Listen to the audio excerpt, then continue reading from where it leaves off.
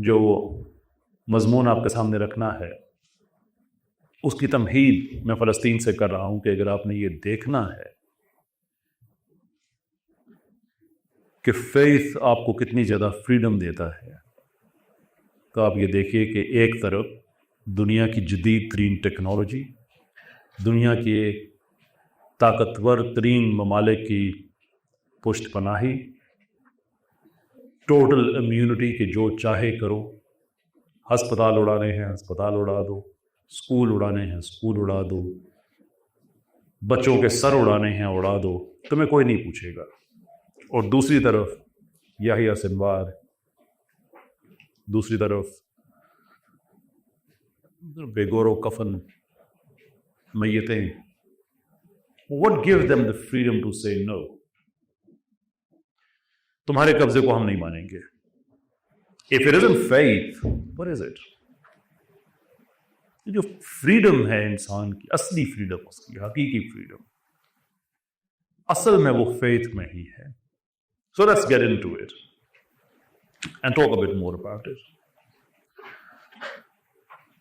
آپ نے اگر کسی بھی چیز کی جو اصلی اہمیت ہے اس کا اگر آپ نے اندازہ لگانا ہے تو ہمیشہ اس کی کانٹراسٹنگ چیز کو دیکھیں، کانٹراسٹنگ، اس سے آپ کو اس چیز کی اہمیت کا پتہ چلے گا۔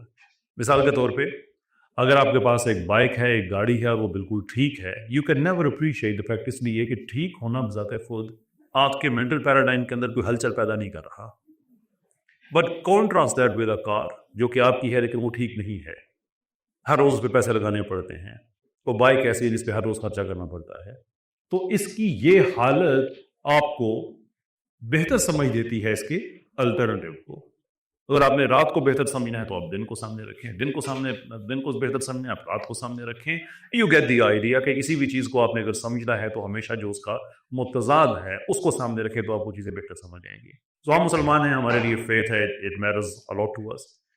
دنیا میں جو اس وقت اور بڑے سسٹمز ہیں ان کے اندر لبرلزم ہے اور کچھ باقیات ہیں سوشلزم کی جس کو دوبارہ ریوائیو کرنے کی کوشش کی جا رہی ہے، بالخصوص پاکستان میں بہت زیادہ محنت کر رہے ہیں۔ سو لیٹس کمپیئر دوز کہ اس میں کس طرح کی فریڈمز ہیں، اور پھر ہم اپنی فریڈم کی بات کرتے ہیں کہ ہماری فریڈم جو فیتھ سے آتی ہے وہ کس طرح کی ہے۔ تو نمبر 1 ہم بات کرتے ہیں لبرلزم کی۔ ریسنٹلی میں نے ایک بات لکھی تھی جس پہ بہت سے ہمارے لبرل دوستوں کو اعتراض ہوا تھا، بہتوں کو سمجھ نہیں آئی، لیکن پھر بھی just for the sake of it in کو اعتراض ہو گیا تھا، and it went some thing like this: that consumerism is a form of collectivism which is achieved through individualism. So let's open it up, break it down. Consumerism، آپ کو پتا ہے consumerism کیا ہوتا ہے؟ Anyone؟ Come on، آپ سب اس ازم کا شکار ہے۔ Someone got to know it۔ Consumerism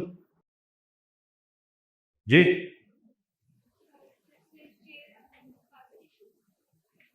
okay alright، شیر جیسے کسی اور جانور کو کھا جاتا ہے۔ That's a very sort of extraordinary۔ alright، let's put it this way۔ اس وقت عام طور پہ دنیا کے مردوں نے داڑیاں رکھی ہوئی ہیں۔ امریکہ میں جائیں مردوں نے داڑیاں رکھی ہوئی ہیں، یو کے میں جائیں، یورپ کہیں اور چلے جائیں، پاکستان میں، انڈیا میں، آج سے 20 سال 30 سال پہلے دیکھے تو لوگ عام طور پہ کلین شیو ہوتے تھے۔ میں مردوں کی بات کروں، آف کورس۔ تو دا کوسچن اس کا کس نے ان کو بتایا کہ اب داڑیاں رکھتے ہیں، نیا ٹرینڈ لے کے آتے ہیں؟ How do that happen?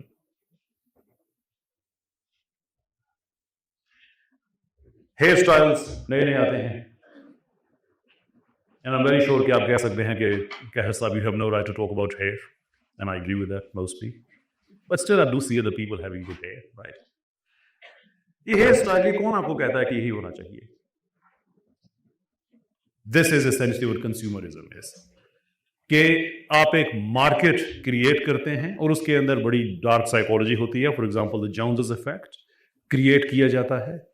Joneses effect is literally کہ جو آپ کے پڑوسی نے خریدا ہے وہ آپ نے خریدنا ہے۔ پڑوسی doesn't mean the guy who literally lives next door، I mean any person that you interact with in this case۔ So consumerism is basically ایک بڑے پیمانے پہ ایک مارکیٹ کریٹ کرنی جہاں پہ آپ نے وہ کچھ خریدنا ہے جو کہ انڈسٹریلسٹ چاہتا ہے کہ آپ خریدیں۔ ابھی ہم لبرلزم کی بات کر رہے ہیں۔ لبرلزم 3 میجر برانچز ہیں اس کی۔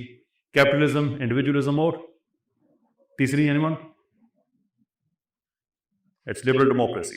सो एक इनकम्बस करती है इकोनॉमी को विच इज कैपिटलिज्म, दूसरी करती है सोसाइटी को विच इज इंडिविजुअलिज्म, तीसरी करती है पॉलिटिक्स को which is liberal democracy. Not old democracies, it's the liberal democracy we are talking about, जिसके अपने टर्म्स एंड कंडीशंस, अपनी शराइत हैं, अपने हलाल हराम हैं. सो हम बात इस वक्त करें कंज्यूमरिज्म की, जिसका ताल्लुक इंडस्ट्री से है और सोसाइटी से है. तो यहाँ पे कैपिटलिस्ट्स क्रिएट करते हैं कंज्यूमरिज्म और हम सब उसके गुलाम हो जाते हैं, because we don't want to be outcast. Why is it कि आज यहाँ पे जितने नौजवान बैठे हैं, मैं आप सबसे जानना चाहता हूँ ना, दुनिया में एक फैशन है, आमतौर पर लोग दाढ़ी रखते हैं. आज आप दाढ़ी रखें, दुनिया में कहीं चले जाएं, you will blend in, no problem, कहीं पे भी.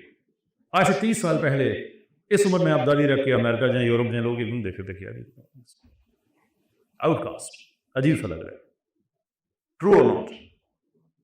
It is the problem of being the outcast. कोई आदमी सोशली आउटकास्ट नहीं होना चाहता, इसलिए वो ट्रेंड के साथ खुद को, उस बहाव में साथ लेके खुद को चलता है. And that is the problem that we are dealing with. होता क्या है?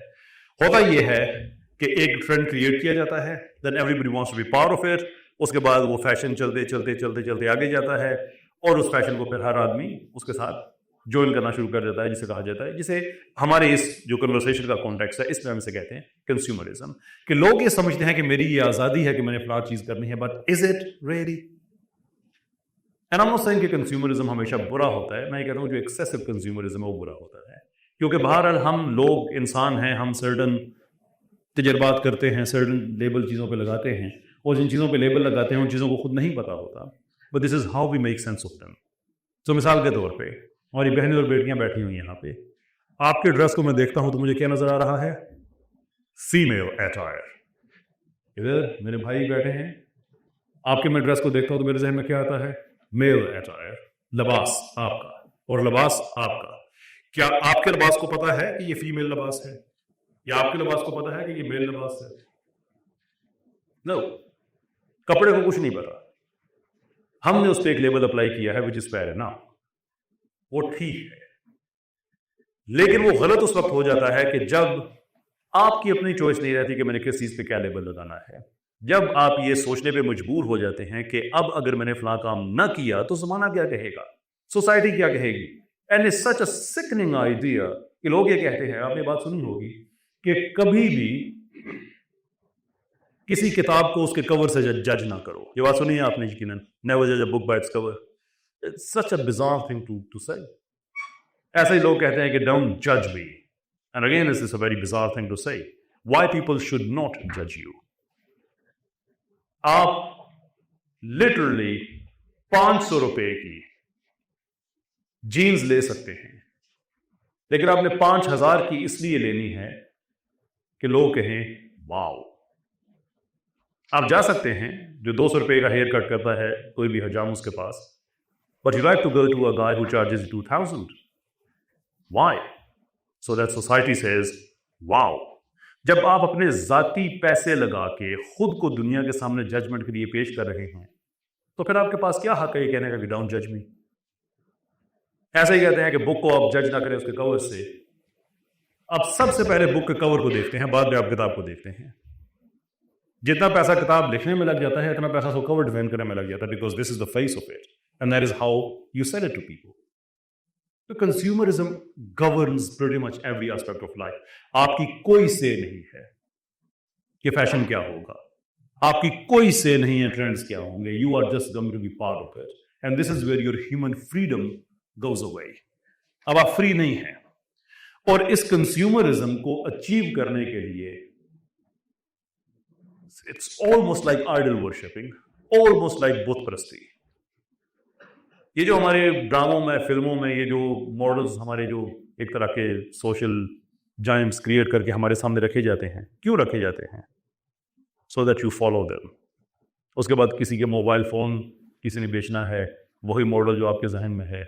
किसी ने शैम्पू बेचना है, वही मॉडल आपके जहन में है. मोस्टली वुमेन, जिनकी बहुत बड़े पैमाने पे इनको कमोडिटी के तौर पे यूज़ किया जाता है. And I understand their are certain female products, अगर किसी कंपनी ने वो बेचना है, एक फीमेल सामने आई है, that's all fine.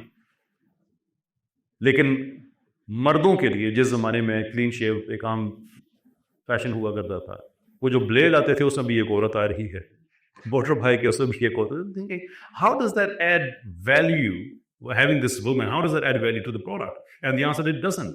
But this is the part of consumerism where you don't have the freedom because you have to go with the flow and they will create the flow. आपकी अपनी human agency, human आजादी नहीं है इसमें.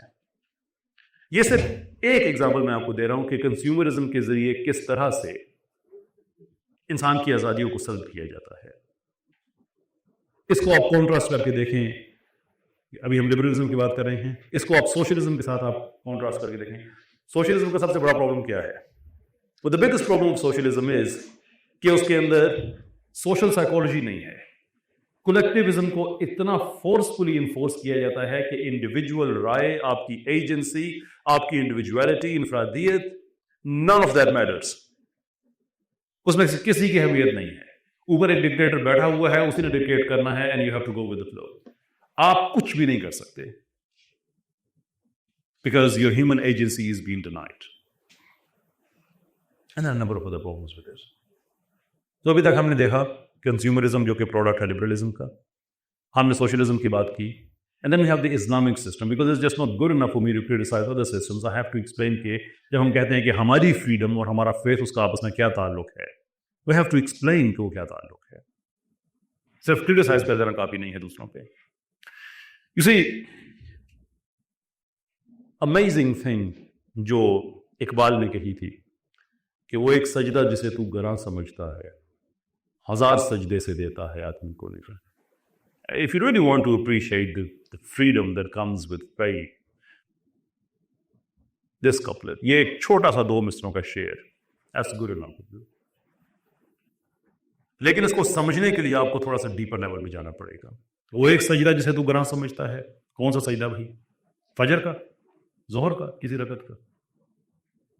क्या ख्याल है आपका? यहां पे सजदे से क्या मुराद है? सरेंडर करना. लेकिन एक सजदा है, विच इज टू से कि खुद को किसी एक के सामने, अल्लाह के सामने सरेंडर करना. उसके बाद क्या होगा? उनको बाकी सारे सजदों से निजात मिल जाएगी. You become free. So let me give you some examples. 2 scenario हम सामने रखते हैं. एक सिनेरियो ऐसा है कि जिसमें हम इक्वेशन से अल्लाह ताला की ज़ात को निकालते हैं. So very much atheistic life.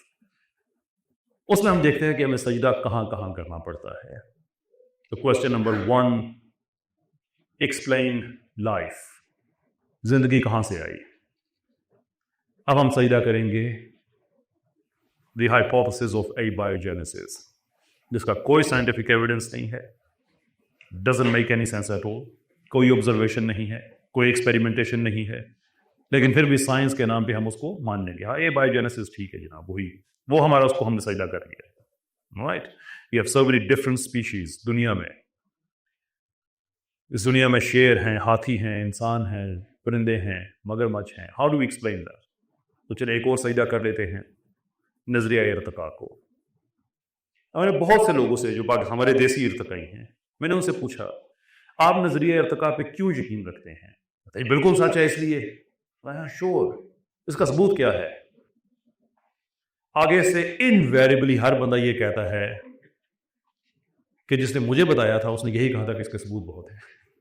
वो किसके पास है? I am very interested. जिससे पूछो वो अगले का एड्रेस दे देता है. आखिर बात कहां खत्म होती है? 98% साइंसदान इसको ठीक मानते हैं. वाह, 98% इसको ठीक मानते हैं तो फिर तो ठीक ही होना चाहिए. हालांकि इसका कोई एविडेंस नहीं कि 98% ठीक मानते हैं इसको. पर आई सही कि साइंस में तो कोई भी कंसेंसस नाम की चीज़ नहीं होती. ये सियासत तो नहीं है, साइंस है. डेमोक्रेसी तो नहीं है कि इतने ज़्यादा वोट मिल गए तो बात खत्म हो गई. पर अगेन द क्वेश्चन इज कि 98% तो क्यों ठीक मानते हैं? मेरा भी इसलिए तफसीली वीडियो आने वाला है. And the answer is methodological naturalism. यार सिंपल रीजन कि आपने जिंदगी की वजाहत करनी है, स्पीशीज की वजाहत करनी है, तो आप बाय रूल, कंटेम्प्रेरी साइंस इस रूल पे खड़ी हुई है, मेथोडोलॉजिकल नेचुरलिज्म. बाय रूल आपने खुदा की जात को बाहर निकालना है, एनी सुपर नेचुरल एक्सप्लेनेशन को बाहर निकालना है. तो हम ये क्या कह रहे हैं कि एक रेस है जिसमें 10 आदमी जिनकी दौड़ लगनी है और आपने 9 को बीच में से बाहर निकाल दिया है. सिर्फ एक आदमी, यानी कि साइंस में सिर्फ एक वजाहत कि just natural explanations and nothing else. Methodological pluralism की कोई गुंजाइश नहीं है, मेटाफिजिक्स की कोई गुंजाइश नहीं है। एक एक करके बाकी जितने भी कंटेस्टेंट्स हैं उनको आपने बाहर निकाल दिया, पीछे रह गया सिर्फ एक कंटेस्टेंट, और उस एक कंटेस्टेंट पे भी जो जजेस बैठे हुए हैं उनमें से 98% कहते हैं कि ये जीता हुआ है। He was the only guy in the race. इसको 100% क्यों नहीं कहते? That itself is a question. But again, we have to, without any understanding of science or biology or anything of like that, हमें फिर भी सजदा करना है। अब हम इवोल्यूशन के सामने हमने सजदा कर दिया। Then we move to the next thing. जिंदगी का मकसद क्या है? Those are existential questions. Explanation of life, purpose of life, explanation of all these species. अब जो कि हमारे पास मकसद नहीं है तो हमने सजदा कर दिया नाइलिज्म को, क्या कह के जिंदगी का कोई मकसद नहीं है। ओके, जिंदगी का कोई मकसद नहीं, लेकिन फिर भी आपने गुजारनी तो है ना जिंदगी। ऐसा तो नहीं हो सकता ना कि ये दुनिया भांग का एक बहुत बड़ा प्याला और हम सारे टोनस में पड़े हुए हैं। यू स्टिल गोटा do something with your life, you have talent, you have vision. इसका क्या करें? वहां पे हमने एक और फिलॉसफी को सजदा कर दिया, कॉल्ड द एग्जिस्टेंशियलिज्म। क्या वो अपना मकसद खुद ही बना लो, है कोई नहीं, खुद ही बना लो। ओके, और हमने चीजों की हकीकत तक पहुंचना है। It's a very simple question in philosophy but very profound, that why is there something rather than nothing. I mean philosophers के दिमाग की चूल्हे हिल गई हैं इस सवाल को हल करने में। One of the simple most questions in philosophy you can ever come across, or one of the most difficult questions. Why is there something rather than nothing? ये कायनात क्यों है? ये भी तो हो सकता था कि ये ना होती। ये मज़ाहिर, ये फिनोमेना क्यों है? ये भी तो हो सकता था कि ये ना होता। तो इन चीजों की हकीकतों को हमने पहुंचना है, तो फिर हम क्या करें? फिर हम एक और सजदा कर देते हैं, इन दिस केस साइंटिज्म को, पॉजिटिविज्म को, लॉजिकल पॉजिटिविज्म की। वो चीज जिसको आप साइंसी तौर पे साबित कर सकते हैं वो ही एग्जिस्ट कर सकती है, उसके अलावा कोई वो चीज एग्जिस्ट नहीं करती। बट देन दैट कोलैप्सेस, इसलिए कि दुनिया में बहुत सी ऐसी चीजें हैं जिनको आप साइंसी तौर पे एक्सप्लेन नहीं कर सकते हैं, बहुत सी ऐसी चीजें जिनको आप लॉजिकली एक्सप्लेन नहीं कर सकते हैं। Kurt girdles, number of other logicians, बहुत उन्होंने काम किया इनकम्प्लीटनेस थ्योरम। मैं आपको उसे बोर नहीं करूंगा, but just give you the idea कि कितनी नामुकम्मल हमारी अंडरस्टैंडिंग है और कितनी नामुकम्मल चीज़ें होती हैं। आपने कभी नोट किया है कि दुनिया का कोई मैथमेटिकल सिस्टम खुद को ठीक साबित नहीं कर सकता? इस हॉल में कितनी कुर्सियां हैं, मैथमेटिकली कितने लोग आपने यहां पे रखने हैं या उनके बैठने की जगह बनानी है? एर्गोनॉमिकली कुर्सियां यहां पे कैसी होनी चाहिए, उनकी मूवमेंट वगैरह कैसी होनी चाहिए, कहां कहां पे आपने फायर एग्जिट रखना है। यू कैन अप्लाई मैथ्स, इतनी इतनी जगह रखनी है, दिस तरह theatre, and you can have this room arranged which is fit for its purpose. लेकिन वो जो मैथमेटिकल सिस्टम आप यूज करेंगे वो खुद को ठीक साबित नहीं कर सकता। दो और दो क्यों चार होते हैं? We know ontologically speaking, yes it is four. Why? No one knows that. And philosophy में ये एक मुश्किल क्वेश्चन है। So then what do we do? अगर हम चीजों को लॉजिकली साबित नहीं कर सकते, सारी चीजों को साइंटिफिकली साबित नहीं कर सकते, तो अब क्या करें? Lo and behold, 1960s में एक नई चीज सामने आती है जिसे कहा जाता है,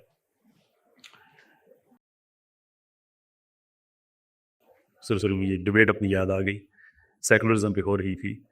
एट्स दी आपको शायद याद हो कि सेकुलरिज्म पे डिबेट के दौरान जो हो गया था वो पोस्ट सेकुलरिज्म पे बात चली गई थी, विच came from post modernism, right. So 1960s में के अराउंड एक नई मूवमेंट सामने आती है पोस्ट मॉडर्निज्म की, which is about everything subjective, B sceptic on every single thing. हर चीज़ को आपने तशकीक और शक की निगाह से देखना है, वो साइंस है, फिलॉसफी है, मज़हब है, कुछ भी है। सो ये सारा सफ़र जो सजदों का हम करते आ रहे थे, इवेंचुअली बात कहाँ पे आती है कि आप अपनी राय के सामने सजदा करते हैं। It's all subjective to you, so whatever you think that's what it is. But the moment you do that, you cut into a very, very dangerous territory. آپ یونیورسٹی کے اسٹوڈنٹ ہیں, so I'm going to treat you with respect. And treating you with respect means کہ میں یہاں پہ بچکانہ باتیں کر کے نہ چلا جاؤں, بلکہ 2-4 باتیں آپ سے ایسی پوچھوں جو کہ آپ کی عزت اس چیز میں ہے کہ آپ سے پوچھی جائیں کہ آپ یونیورسٹی کے اسٹوڈنٹس ہیں, چھوٹے بچے نہیں ہیں. So I'm going to ask you 1 or 2 questions. جب انسان پوسٹ ماڈرنسٹ ہوتا ہے اور وہ تشکیک اسکیپٹسزم کی جرنی کو امبارک کرتا ہے, اور جو اس کو ٹھیک لگتا ہے پھر وہ اس کو ٹھیک کہہ سکتا ہے, because every one is different, it's decentralised all of sudden. But then how do you know that what you know is the right thing? آپ کو کیسے پتا ہے کہ جو آپ کو پتا ہے وہ ٹھیک ہے؟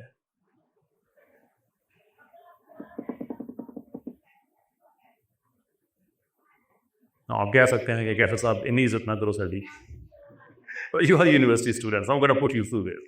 ہم اسکول کے بچوں سے بات نہیں کر رہے ہیں. کبھی سوچا ہے آپ نے جو بھی آپ کو پتا ہے کیسے پتا ہے کہ وہ ٹھیک ہے یا غلط ہے؟ ہم نے بات کہاں سے شروع کی تھی کہ کسی بھی چیز کو اگر آپ نے سمجھنا ہے تو اس کے کانٹراسٹ کو پہلے سمجھیں. تو ابھی ہم اس کے کانٹراسٹ کو سمجھ رہے ہیں, اسلام پہ ہم آئیں گے. It will lead to that. So right now the question is, you know something, but how do you know that what you know is right? How do you know کہ جس نتیجے پہ آپ پہنچی ہیں وہ بالکل ٹھیک ہے؟ The source came to us about But why do you trust the source? But how do you know it's fantasy? Maybe it isn't. But fallacy is an epistemological label. You're applying something, a label on something, but how do you know it's a fallacy? Maybe it isn't. اب ہر چیز پہ جو ہم نے شک کرنا ہے,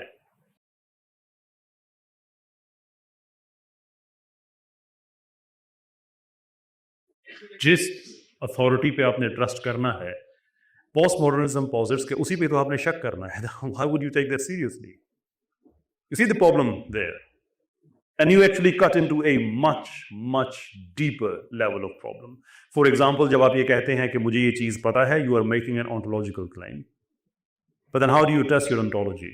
You have to go beyond your ontology. So ontology say you cut into meta-ontology.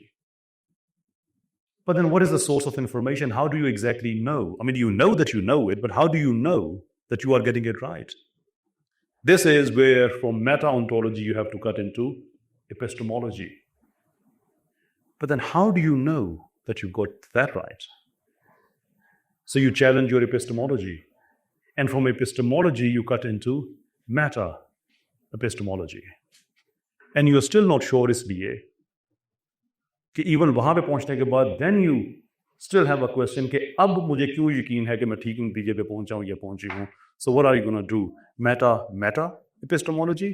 And you're adding another layer to it and you are still not sure. So what would you do? Meta-epistemology? Sir, maybe there is no right answer. But that statement itself ایسی ہے جس کو آپ نے تشکیک کی نگاہ سے دیکھنا ہے. You see, there is no way out of it, which is the reason کہ 2012-13 سے بھی بڑی ارلی سٹیجز پہ ہے. کسی نئی سوشل موومنٹ کو 12-13 سال کو لمبا عرصہ نہیں ہوتا. یہ موومنٹ بھی نہیں ہے, ابھی تو صرف تھنکرز کے ہاں ہے کہ maybe it is time to go to post modernism.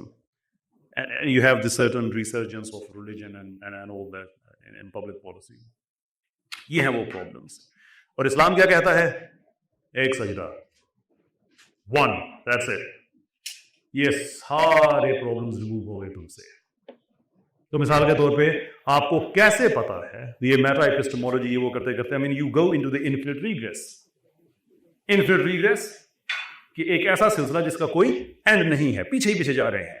مجھے یہ پتا ہے, کیسے پتا ہے, اچھا مجھے یہ ایسے پتا ہے, اچھا یہ مجھے ایسے پتا ہے, یہ مجھے کیسے پتا ہے کہ مجھے ایسے پتا ہے. Then you add another layer to it. Then you add another layer to it.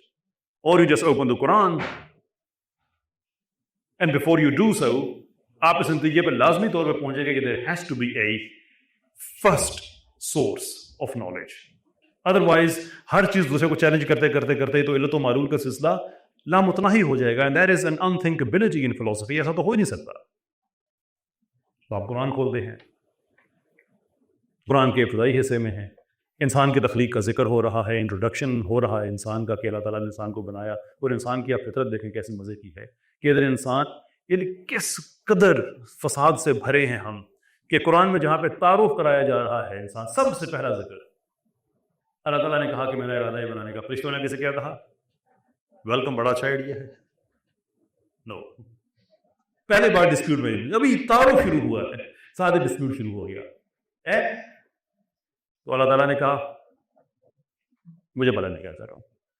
اور ساتھ اللہ تعالیٰ نے کہا کہ پھر آدم کو تمام چیزوں کے نام سے کھلائے.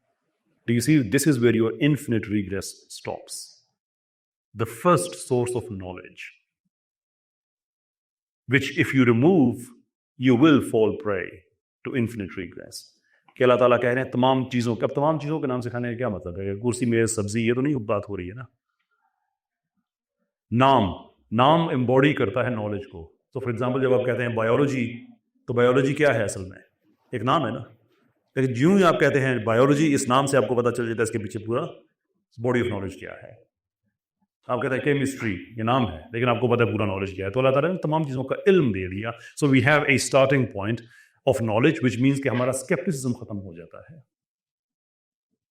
اسکیپٹسزم ہمارا ختم ہو گیا، جس کو ایک ڈفرنٹ چیز پہ اللہ تعالیٰ نے اگرچہ کہا اپنے نبی صلی اللہ علیہ وسلم سے ہے قرآن میں، but it is such a deep verse or set of verses. جی سر ٹھیک ہے کہ آپ اگر اسکیپٹسزم ورسز یقین، یہ بات انبیاء کے اگرچہ کئی نبی سے کہی ہے لیکن میں ایک عام انسان کی بات کروں کہ اگر ہم اس کو پڑھتے ہیں کہ قرآن کا حصہ تو ہے کہ اللہ تعالیٰ کہتے ہیں کہ آپ اپنے رب کی اتنی عبادت کیجئے، اتنی عبادت کیجئے کہ آپ کو یقین آ جائے. نا اس آیت کے بہت سے مختلف ترجمے ہیں کہ آپ کو منزل یقین حاصل ہو جائے، موت آ جائے، یا یقین والی چیز آ جائے، اس کا مطلب موت ہے. لیکن میں ان میں نہیں جا رہا، میں صرف یقین پہ رک رہا. یہ یقین، اب اس کا کیا مطلب ہے کہ آپ دن رات نمازیں پڑھتے رہیں تو آپ کو یقین آ جائے گا؟ What it means is کہ آپ اگر فطرت کے قوانین کے تحت، اللہ تعالیٰ کے نظام کے تحت اپنی زندگی کو گزارتے ہیں، وہی کے تقاضے کے مطابق زندگی گزارتے ہیں، تو آپ کا اسکیپٹسزم ختم ہو جائے گا. اس لیے کہ یقین کی منزل کہتے ہی اس کو ہیں جس میں شک نہیں ہوا کرتا، اسکیپٹسزم نہیں ہوتا جس میں. And then you become free. نہ آپ کو نائلزم کو سجدہ کرنے کی ضرورت ہے، نہ ایگزسٹینشلزم کو سجدہ کرنے کی ضرورت ہے، نہ ہی آپ کو یہ جو پوسٹ ماڈرنزم ہے اس کو سجدہ کرنے کی ضرورت ہے، نہ ہی آپ کو بائیوجینیسس، نہ ہی ایوولوشن، نہ ہی کسی اور چیز کو سجدہ کرنے کی ضرورت ہے. Every question that you have you find the answer in to it. اس زندگی کا مقصد کیا ہے؟ اللہ تعالیٰ کہتے ہیں کہ ہے کولیکٹیولی تمہیں خلیفۃ الارض بنا کے بھیجا گیا ہے. اس لیے انبیاء بھیجے ہیں، اس لیے کہ وہ ایک ایسا معاشرہ کریٹ کرے جس کی بنیاد عدل پر ہو، قسط اس پر ہو. دیٹ از یور جاب، یہ تمہارا مشن ہے. اور یہ نہ سمجھنا کہ اس کے اوپر ریگولیشن کوئی نہیں ہے. اس لیے کہ اللہ تعالیٰ کا یہ سورہ مومنون میں یہ سوال ہے، ایک آیت دو کوسچنس، ریٹوریکل کوسچنس، کہ کیا تم یہ سمجھتے ہو تمہیں بغیر مقصد کے بنایا گیا ہے، اور یہ کہ میری طرف واپس نہیں آنا تم نے، وچ مینس کہ مقصد تو تمہیں بتا دیا گیا ہے. اب یہاں سمجھنا کہ تمہارا مقصد نہیں ہے، میں نے حساب لینا ہے اس چیز کا. یہ کوسچن بھی ختم. بایوجینیسس، یہ چیزیں کیسے عدم سے وجود میں آئیں؟ اللہ تعالیٰ قرآن میں کہتے ہیں، یہ مثال دیکھیں اللہ تعالیٰ کی، کشتی اور پانی کی مثال دیتے ہوئے کہ یہ جو کشتی ہے، کشتیاں ہیں یہ پانی پہ چلتی ہیں. کیا چیز میک سینس کرتی ہے؟ رب کا فضل. تو ہم مسلمان ہیں، ثواب کے لیے پڑھ لیں گے، بٹ اللہ تعالیٰ کا منشا یہ نہیں ہے کہ ثواب کے لیے پڑھ کے آگے بڑھ جانا. But stop there for a minute, کیونکہ یہاں پہ ہمیں زندگی کی وضاحت مل رہی ہے، نہیں ہر چیز کی وضاحت مل رہی ہے. بڑی سمپل سی انالوجی میں کہ کشتی، پانی، یہ کشتیاں ہیں یہ پانی کے اوپر چلتی ہیں. What makes sense؟ رب کا فضل. What do we mean by that؟ پانی کیا خود کو عدم سے وجود میں لے کے آ سکتا ہے؟ تو can you imagine a state کہ جب پانی نہیں تھا دنیا میں اور پھر پانی خود کو وجود میں لے کے آ گیا؟ Is that possible? نو. کشتی پانی کے اوپر ہوتی ہے، لکڑی کی ہے، عام طور پہ ڈوبتی نہیں ہے. کیا کشتی نے یہ خود طے کیا ہے کہ میں نے پانی میں ڈوبنا نہیں ہے؟ کیا پانی نے خود اپنی یہ پراپرٹیز ڈیولپ کی ہیں کہ اس نے کشتی کو ڈبونا نہیں ہے؟ اللہ تعالیٰ کیا کہہ رہے ہیں؟ Water exist, boat exist, they have a relationship. They did not make that relationship. انہوں نے یہ ٹرمز اینڈ کنڈیشنز طے نہیں کی ہیں تو پھر کس نے کی ہے؟ رب کا فضل ہے. فضل سے مطلب یہاں پہ وہ کرم اور وہ نہیں کہ وہ, اس کا مطلب یہ ہے کہ دیر از اے میٹافزیکل رول آف لا ہے جو اس سارے نظام کو چلا رہا ہے. And that is true for every thing. کائنات خود کو وجود میں نہیں لے کے آ سکتی, کائنات کے لوز خود کو وجود میں لے کے نہیں آ سکتے. انسانی زندگی ایکچولی دا لائف, صرف انسانی زندگی نہیں, مجموعی طور پر جتنی بھی زندگی ہے انکلوڈنگ انسانی زندگی, یہ خود کو وجود میں لے کے نہیں آ سکتی. So everything that we have discussed point by point, if you move on, ایک سجدہ کرنے سے ہمیں وہ ساری کی ساری فریڈم مل جاتی ہے. میرے پاس وقت ختم ہو گیا ہے, میں ایک آخری کوشچن کے ساتھ اپنی بات کو ختم کرنا چاہوں گا. فریڈم نعمت ہے یا زحمت ہے؟ What do you think?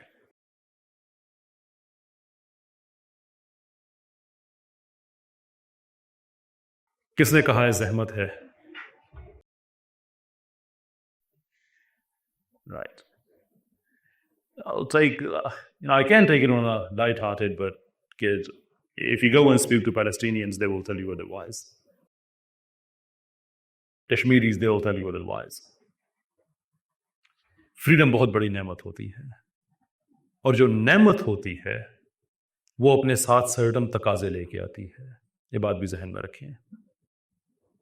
طاقت کے ساتھ ذمہ داری ہے. اللہ نے اگر آپ کو ایک نعمت دی ہے, ایک طاقت دی ہے, تو اس کے ساتھ ایک ذمہ داری دی ہے. تو اگر اللہ نے ہمیں ان سارے سوالوں سے جو آج ہم نے ڈسکس کیے ہیں سب سے آزاد کر دیا ہے ان ایکسچینج آف ون سجدہ, ایک اللہ کو ماننے کے بعد, تو وہ جو ہمیں اتنی بڑی پھر نعمت ملی ہے اس کے ساتھ ذمہ داری بھی تو کوئی ہوگی نا. تو پھر وہ کہاں گئی قرآن کی آیت جس میں اللہ کہتے ہیں یہ انبیاء کو بھیجنے کا مقصد ہی یہ تھا کہ انسان ایک ایسا رہن سہن بنائیں, ایک مقصد ان کی یعنی کہ یہ ہے کہ ایک مبنی بر انصاف معاشرہ کریٹ کیا جائے. کیا معاشرے میں ہمیں آج عدل نظر آتا ہے؟ کیا ہم خود سے عدل کر رہے ہیں؟ معاشرے کے ساتھ عدل کر رہے ہیں, امت کے ساتھ عدل کر رہے ہیں؟ بیانڈ. اور اگر نہیں کر رہے ہیں تو اس کا مطلب یہ ہے کہ رب کی دی ہوئی اس نعمت کا ہم کفر کر رہے ہیں, کفران نعمت ہے. اللہ تو بار بار پوچھتا ہے کہ کس کس نعمت کو تم جھٹلاؤ گے, کس کس نعمت کو ٹھکراؤ گے, اور اللہ یہ بھی کہتا ہے کہ حساب میں نے سب کا لینا ہے. تو بینگ ریلیجیس ڈزنٹ جسٹ مین اپنی نماز پڑھ لی, روزہ کر لیا سارا. یہ تو فرشتے بہت بہتر کر سکتے تھے, بہت بہتر کر سکتے تھے. When it comes to religious freedom, it means a tool that you use to fulfill your جو آپ کی obligations ہیں, جو ڈیوٹیز ہیں. Think about it. میں اس پہ زیادہ آگے بات نہیں کر سکتا, میرا وقت ختم ہو چکا ہے. بہت بہت شکریہ آپ سب کا. اللہ تعالیٰ آپ سب کو خوش رکھے, آباد رکھے. wanted to have a bit more elaborate discussion, but obviously time constraint بھی ہیں اور ہم 2 speakers ہیں. بہت بہت شکریہ. آپ کا کوئی بھی کویشچن ہے آپ بتا سکتے ہیں سوسائٹی کو. It will get to me and I'll do my best to get that. السلام علیکم.